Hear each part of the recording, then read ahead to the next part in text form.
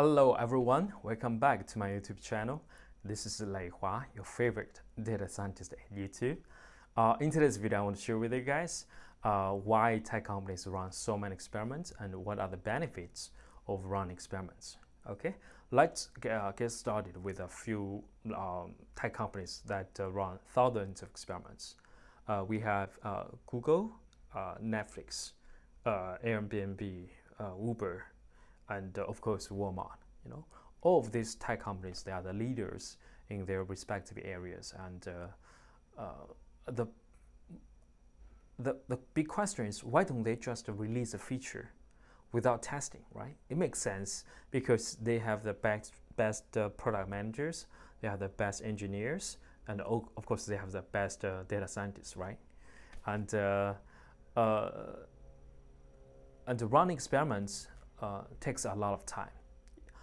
Typically, if you want to run experiments, you have to set it up to collect the data, to analyze the data, and to make some data analysis and decision making. So the whole process will take a few weeks to a few months. Okay, which means we are going to add a few extra time to our product development cycle, and also running experiments is a big data problem. Okay, we need a lot of resources to process data, to calculate for big data, to store the results for big data. So every single step costs a lot of money. Okay, so why do tech companies they wait for a few weeks for some findings, and they are willing to spend millions of dollars on on big data, on experiments? So it's a very interesting question. So it's there are going to be there are two answers. There are short answer and a long answer here, and let's start with a short answer. Okay, the short answer is we are terrible at evaluating new ideas. Okay, there's a saying in online experimentation: 1/3 of the time, our new feature is going to improve our user experience. 1/3 of the time, we are going to hurt it. Okay, and 1/3 of the time, it's going to be neutral results. And the tricky part is we don't know which scenario this new feature is going to fit in. Okay, so it may improve the user experience. That's great. Sometimes it may hurt our user experience, which is not so great, right? Sometimes it will bring in like neutral results, which means we are wasting valuable engineers' time, to develop some new features that are not going to impact our user experience at all. It's possible. It's totally possible. Each scenario is totally possible, and we don't know which scenario where this new feature fits into. So it's a big problem.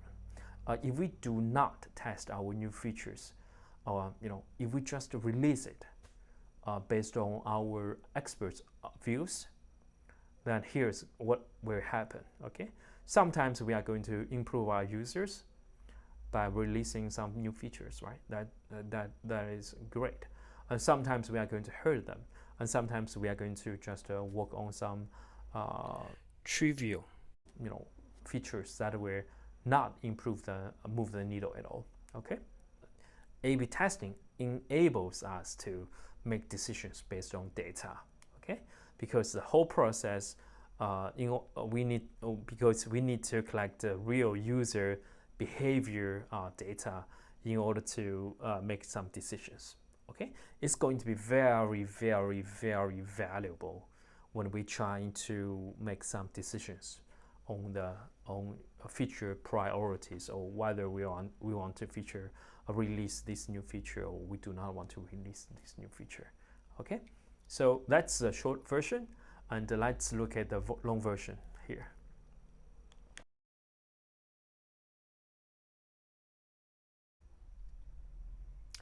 Alright guys, let's look at the long version, and I have made a few slides so we can better understand the benefits of A/B testing. Okay, let's dig into it. So the first reason is A/B testing can save us a lot of time. As we mentioned, A/B testing, requires a few weeks to a few months, right? Most likely, we will end the experiment within 1 or 2 weeks, right? So considerably, A/B testing is rather quick, and it can easily recruit new users, and we can end the experiment in time. So the running time for A/B testing is not a big issue, and we consider it as an unfortunate but necessary like evil. Okay, so and there's another saying. There's a saying in experimentation, online experimentation. If you do not have time to run experiments, you will have time for your product to fail. Okay, so the next one is under another thing. Another thing is modern tech companies. They have their in-house experimentation platforms, which allows us to recruit millions of users easily. And because of the setup of the experimentation platform, we can run hundreds of concurrent experiments, and by the year time, we can run thousands, even more than tens of thousands of experiments per year. Okay, it's totally doable if we have the right tooling and enough traffic. So the second reason, which is closely related to our second reason, A/B testing is scalable. Okay, so anyone within these tech companies, anyone can set it up and run an experiment. If they have a new idea and they want to test it out using using real customer traffic, we can easily do it. We can easily achieve it. So because of the setup of experimentation platforms and also the architecture of modern experimentation platforms, right? We can run hundreds of concurrent experiments. This is the scalability of online experimentation is quite different from traditional A/B testing in medical research area. Okay, in medical research area, most likely we are going to test out very few selected ideas, and we make some decisions based on the findings, right? But in online experimentation, we can run hundreds of experiments simultaneously and run thousands of experiments by within a year. Okay, the scalability supports more decision making for business partners. And another benefit of A/B testing is A/B testing reduces risk significantly. Okay, so there's new risk involved with the new product development, and we need to A/B testing can detect the change early on and take actions. So modern tech companies, most likely they will have an alerting system that track key metric performance. So if one experiment leads to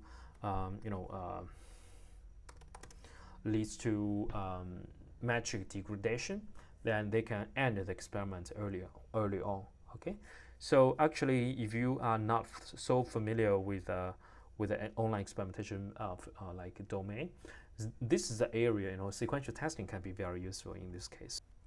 So another reason is A/B testing is very reliable. There's a saying called randomized control trials, or RCT, are the gold standard in establishing a causal effect. A/B testing is a form of RCT, and A/B testing allows us to estimate the treatment effect reliably.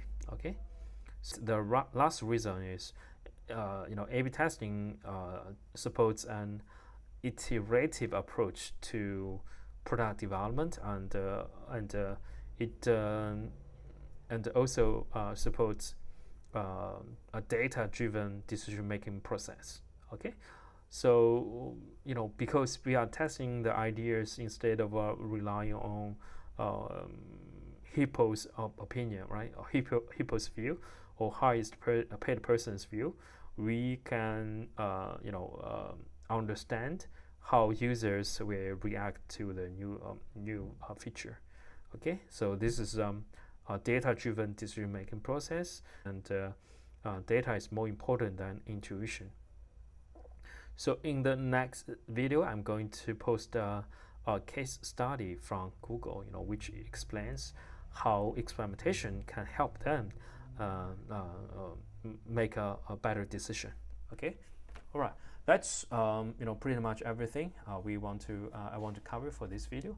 And please subscribe to my channel if you have not. And yeah, stay tuned for more videos. Thank you guys. Bye.